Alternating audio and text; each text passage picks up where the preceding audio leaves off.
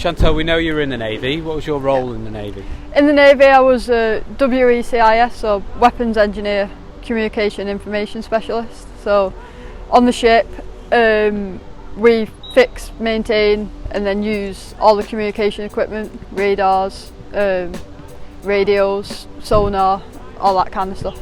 Oh, great. So why did you leave the Navy? Unfortunately I had to leave. I banged my head.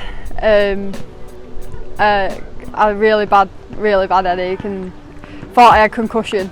Went to the hospital. It turned out I'd actually had a bleed on my brain from an AVM. So it's like a cluster of abnormal blood vessels and they burst. But the Navy, they were so supportive. They really were supportive. They came to the hospital, they looked after me. I was in hospital for a couple of weeks, but then when I came out, it happened again. I was in hospital a couple of weeks, came out, it happened again. Then I needed quite a bit of surgery. So all the way through, they were so supportive. Unfortunately, at the end, because they deemed me a seizure risk, they said I wouldn't be able to deploy anymore. I'd have to either stay in Plymouth or leave the Navy. And for me, I joined the Navy to see the world and to go around and do all the different deployments that we do. I didn't join to sit in Plymouth. So how long did you serve in the end? I did 6.5 years in the end. I absolutely loved it. I really enjoyed myself. It was just a shame. It was just a shame, but luckily I was there and they did force me to go to the hospital, because I might not have. I might have just gone, oh, I've got bad headache, gone to bed. Yeah. So swings and roundabouts, like, they really did help me. So I'm grateful. Did you find it difficult reintegrating back into the community and back to a normal life per se?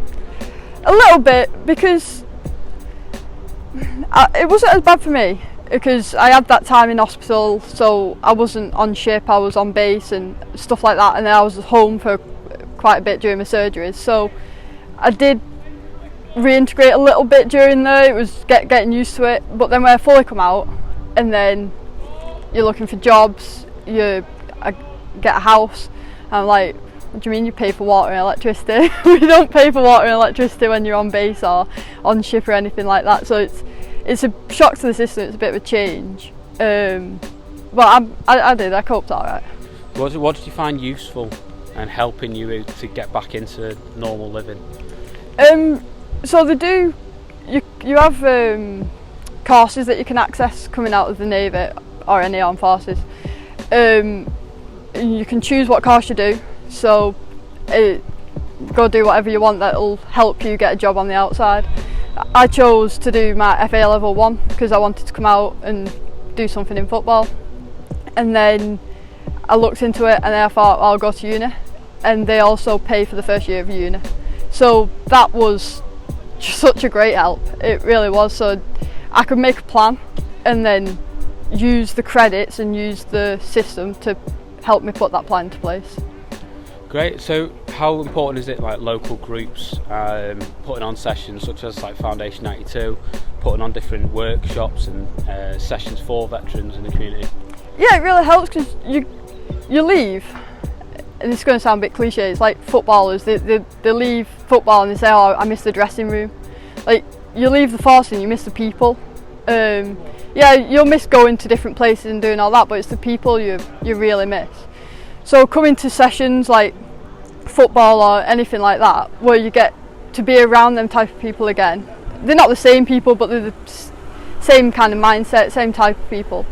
Meet new friends. It's great. It's great for your physical health, doing things like football, or your mental health, having someone to talk to. And someone to talk to who's been there and they've done the same kind of things you've done. They've all been through training. It makes it very relatable. So yeah, it really does help.